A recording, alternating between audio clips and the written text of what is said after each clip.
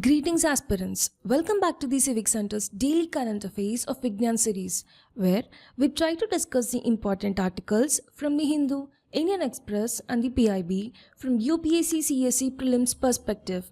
Displayed are the articles which we are going to discuss in today's video. The first article says that the Prime Minister Narendra Modi apologized for the recent collapse of the statue of Chatrapathi Shivaji Maharaj at Rajkot Fort in Maharashtra's Sindhudurg district and affirmed Shivaji is our deity. In this context, let's talk about Chatrapathi Shivaji, who was the founder of the Maratha Empire. Additionally, with his valor and great administrative skills, Shivaji carved out an enclave from the declining Adil Shahi Sultanate of Bijapur. Therefore, it eventually became the genesis of Maratha Empire. For his exemplary works, he took on the titles of Chatrapati, Shakarta, Kshatriya Kulavantas and Haindava Dharmodarak. If we look at his administration, it was mainly centralized and he was greatly inspired from the Deccan style of administration. What's more, is that the king was the supreme head of the state who was assisted by a group of 8 ministers known as Ashtapradhan. Interestingly, he gave them Sanskrit designations like Pradhan, Senapati, Nyayadish, etc., which indeed was part of his endeavor to revive ancient Hindu political institutions. Further, if we look at his revenue administration, Shivaji Maharaj abolished the Jagirdari system and replaced it with Rayatwari system. Additionally, he made changes in the position of hereditary revenue officials, which was popularly known as Deshmukhs, Deshpande, Patils and Kulkarnis. Note that the Chaut and Sardeshmukhi were the other sources of income. Here, Chaut amounted to the 1/4 of the standard, which was paid to the Marathas as a safeguard against Shivaji forces riding to the non-Maratha territories. Likewise, Sardeshmukhi was an additional levy of 10% demanded from areas outside of the kingdom. Interestingly enough, Shivaji was the first to realize the importance of having a naval force, and therefore he strategically established a navy and forts at the coastline to defend the Konkan side of Maharashtra, and because of this, he was known as father of the Indian Navy. The second article of the day is that more than 2,700 scientists at the India's top farm research body is accounting for an overwhelming majority of senior level hires at the Indian Council of Agriculture Research, in short, the ICAR, who have been recruited through the lateral entry since 2007, undermining the goals of the reservation policy. In this context, let's have a brief talk about the Indian Council of Agriculture Research, in short, the ICAR. Well, it is an autonomous organization under the Department of Agriculture Research and Education, under the Ministry of Agriculture and Farmers Welfare, Government of India. Note that it was formerly known as Imperial Council of Agriculture Research and was established on 16th of July 1929 as a registered society under the Societies Registration Act 1860 in pursuance of the report of Royal Commission on Agriculture. Further, the ICAR has its headquarters at the New Delhi. Interestingly, with 102 ICAR institutes and 71 agriculture universities spread across the country, this is one of the largest national agriculture systems in the world. Additionally, it is the apex body for coordinating, guiding and managing research and education in agriculture, including the horticulture, fisheries and animal sciences in the entire country. Significantly, the ICAR has played a pioneering role in ushering green revolution and subsequent developments in agriculture in India.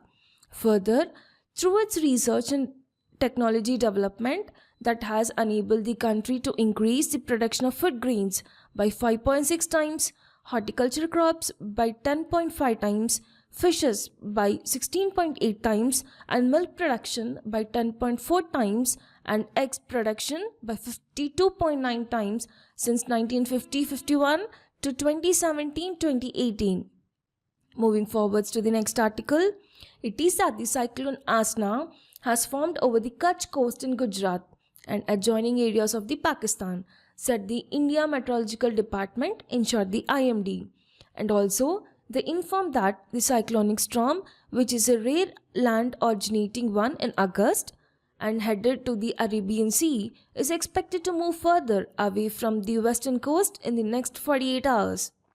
In this context, let's talk about the cyclones and its types, and also let's discuss briefly on the IMD. Firstly, talking about the cyclone, it is a large-scale system of air that rotates around the center of low-pressure area. It is usually accompanied by violent storms and bad weather. Note that the cyclone is characterized by inward spiraling winds that rotate anti-clockwise in northern hemisphere and clockwise in the southern hemisphere. Further, there are two types of cyclones. First, it is the tropical cyclones, which developed in the region between Tropic of Capricorn and Tropic of Cancer. If we look at the conditions which are favorable for the formation and intensification of tropical storms, first, the large sea surface should have the temperature higher than 27 degrees centigrade. Second, there should be the presence of Coriolis force. Next, there should be a small variations in the vertical wind speed. Also, there should be a pre-existing weak low pressure area or low cyclonic circulation. Finally, an upper divergence above the sea level system should be present. The other type is the extratropical cyclones, which are also called temperate cyclones or mid-latitude cyclones or frontal cyclones or wave cyclones, which occur in the temperate zones and high latitude regions, though they are known to originate in the polar regions. Remember here that the origin and development of temperate cyclones is best explained by the polar front theory. Further, talking about the India Meteorological Department, know that it is National Meteorological Service of the country and additionally the principal government agency in all the matters relating to meteorology and allied subjects. Also note that it is an agency of the Ministry of Earth Sciences under the Government of India.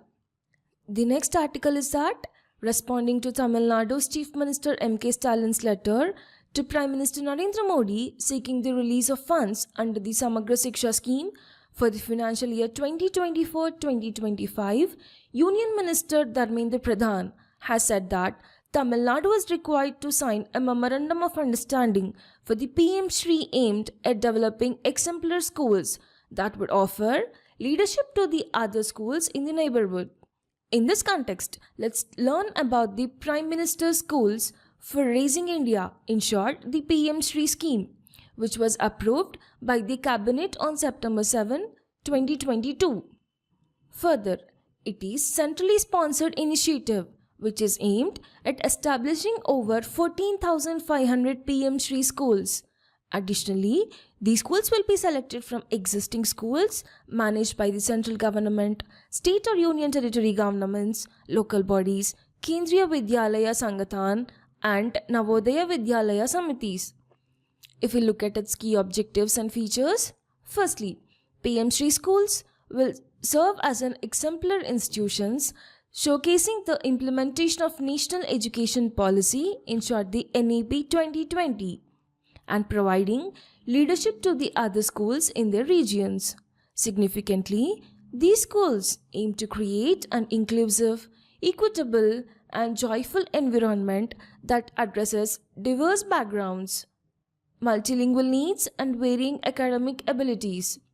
I repeat, significantly, these schools aim to create an inclusive, equitable, and joyful environment that addresses diverse backgrounds, multilingual needs, and varying academic abilities. Note that here the focus is on making students active participants in the learning process. What's more is that the schools will prioritize not just cognitive development but also the creation of well-rounded individuals equipped in the 21st century skills. Here, it will be experimental, holistic, integrated, and inquiry-driven with a focus on learner-centered and discussion-based learning. Further, the scheme ensures that all students have access to good physical infrastructure and appropriate resources, fostering a secure and enriching learning atmosphere. Next, the scheme's assessment will focus on conceptual understanding and application of knowledge to real life situations and competency rather than the routine learning.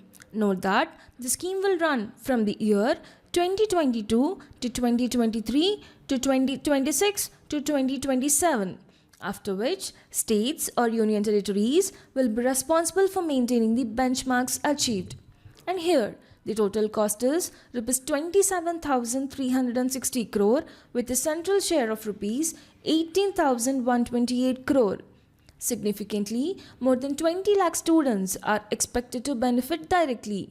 In conclusion, the overarching goal of PM SHRI schools is to nurture students into engaged, productive and contributing citizens in alignment with the vision of National Education Policy 2020 to build an equitable, inclusive and pluralistic society. Now in the same vein, let's talk about the Samagra Shiksha scheme, which is an integrated scheme for school education covering the entire gamut from the preschool to class 12th. If we look briefly, the scheme treats school education as a continuum and is in accordance with the Sustainable Development Goal for Education, that is SDG 4. Interestingly, the scheme not only provides support for the implementation of Right to Children to Free and Compulsory Education Act 2019. Interestingly, the scheme not only provides support for the implementation of Right of Children to Free and Compulsory Education Act 2009, but has also been aligned with the recommendations of National Education Policy 2020.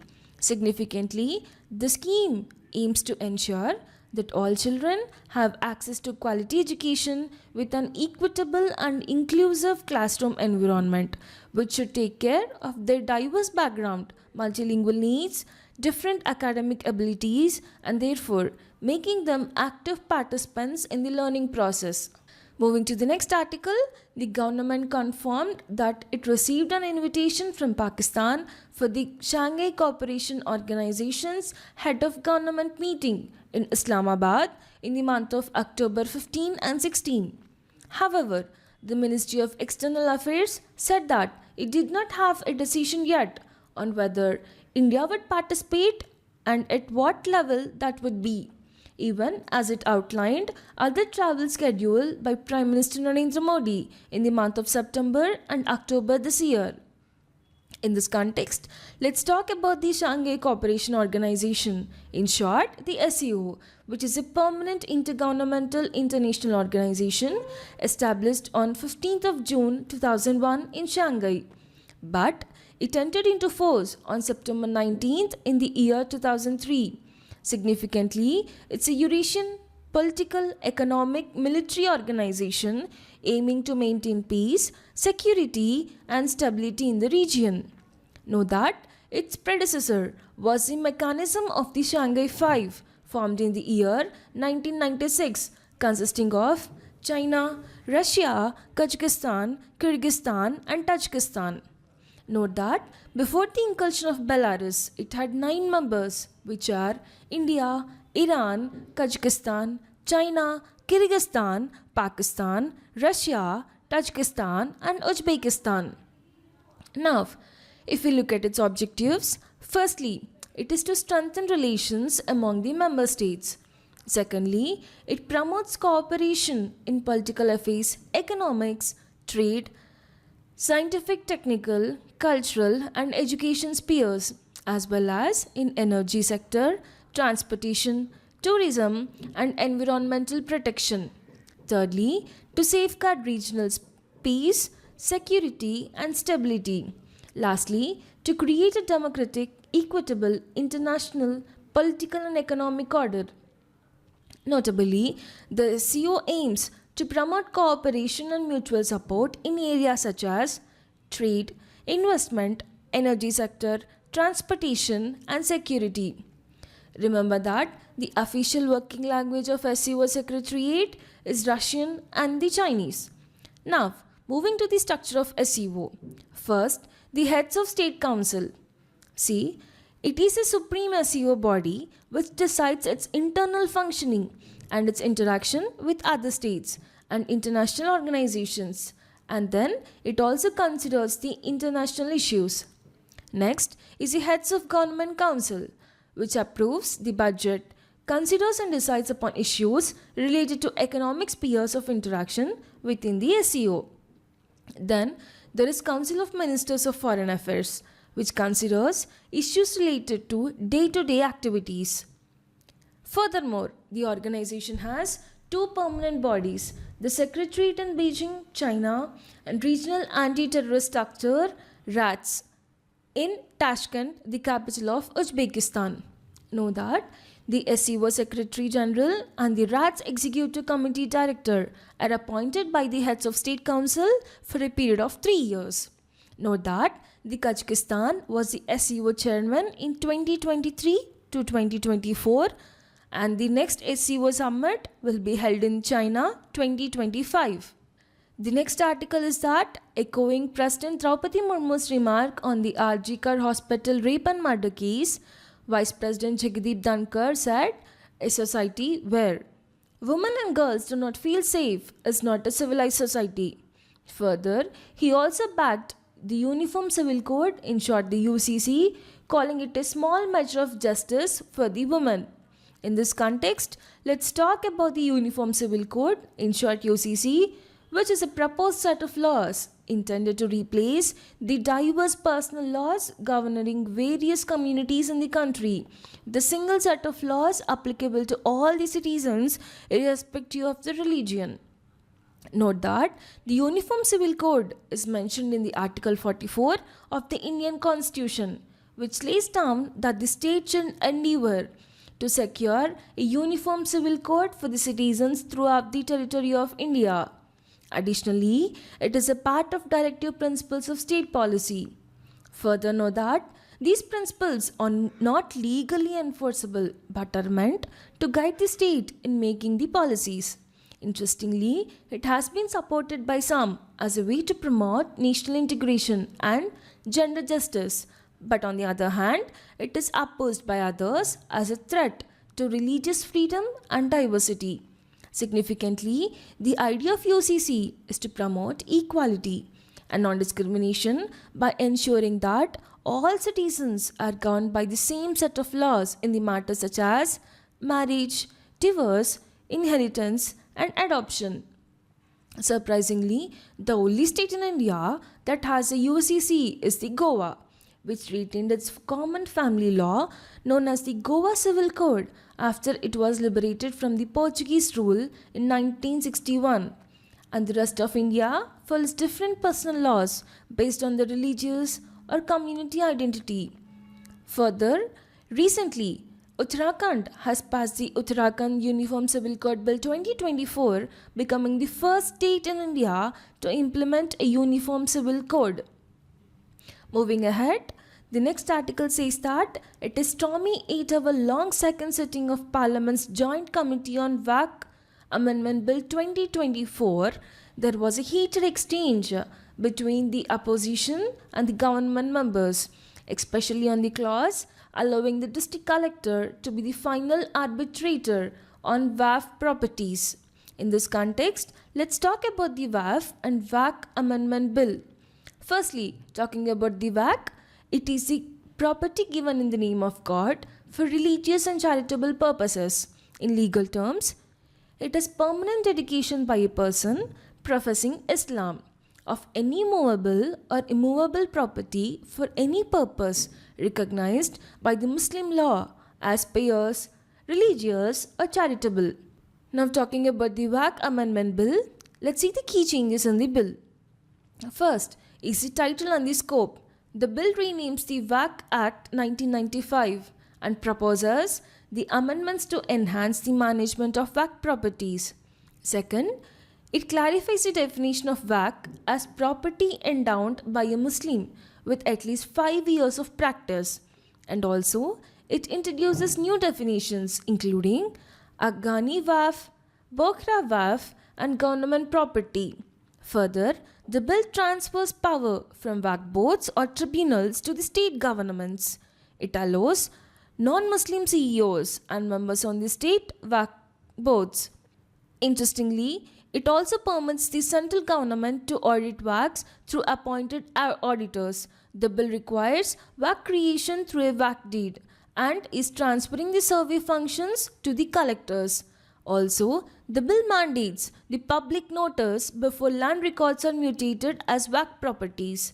In the same vein, the bill is aiming to broaden the composition of Central Waqf Council and State Waqf boards, ensuring representation of Muslim women, non-Muslims and various Muslim communities like Shia, Sunni, Bogra and Aga Khan. Here, the key provision is that the bill removes the provision that allowed properties to be deemed Waqf through continuous use by Muslims, making valid Waqf deeds mandatory for property recognition. Moving further, the next article says, ahead of protest rallies by Kuki-Zo groups, the Manipur government has instructed authorities to take precautionary measures to avoid untoward incidents. Further, the rallies are expected to be among the biggest since violence broke out across Manipur the last year. In this context, let's talk about Kukis, who are the ethnic group comprising multiple tribes and who originally inhabited the tribe borders, that is, northeastern states of India, Myanmar and Bangladesh, specifically the Chittagong Hill. Interestingly, here Kuki is not a term coined by the ethnic group itself, but is used generically for tribes associated with it under the colonial rule. Note that they are present in all northeastern Indian states except the Arunachal Pradesh. Additionally, the Chin people of Myanmar and Mizo people of Mizoram are kinder tribes of Kukis and are collectively known as the Zo people. Know that in Manipur, Kuki tribes comprise around 30% of population and mainly resides in the hills. Now, if we look at the history, the first resistance to the British hegemony by the Kuki people was the Kuki Rebellion of 1917 to 1919, after which their territory was subjugated by the British and divided between the administrations of British India and British Burma, up until the defeat in the year 1919. The Kukis had been an independent people ruled by their chiefs. Now, talking about the religion and culture, normally they do not arrange any marriage alliance outside their community. Know that traditionally they were not Christians but animists and worshipped different deities and spirits. But for the last 90 years, the majority of them have embraced Christianity as a religion. What's more is that they have their own customary laws and village council. Generally, the village chief looks up all sorts of social and religious disputes, including disputes related to marriage and divorce. The last article of the day is that the centre's fiscal deficit more than halved to Rs 2.8 lakh crore or 17.2% of the annual target in the first 4 months of the current financial year compared with 33.9% in the year ago period due to the decline in capital expenditure and buoyant revenue receipts. In this context, let's see what it means by the fiscal deficit. Know that here, a fiscal deficit is the difference between a government's total revenue and its total expenditure in a financial year. Further, a fiscal deficit can be incurred when a government spends more than it earns or when its revenue falls short of its expenditure. Oftenly, it is used to finance government investments in infrastructure, education and healthcare. To be simplified, the fiscal deficit is equals to total expenditure subtracted from total receipts except the borrowings. So in this video, we have discussed a total of 9 articles and we'll be back with another video. Thank you.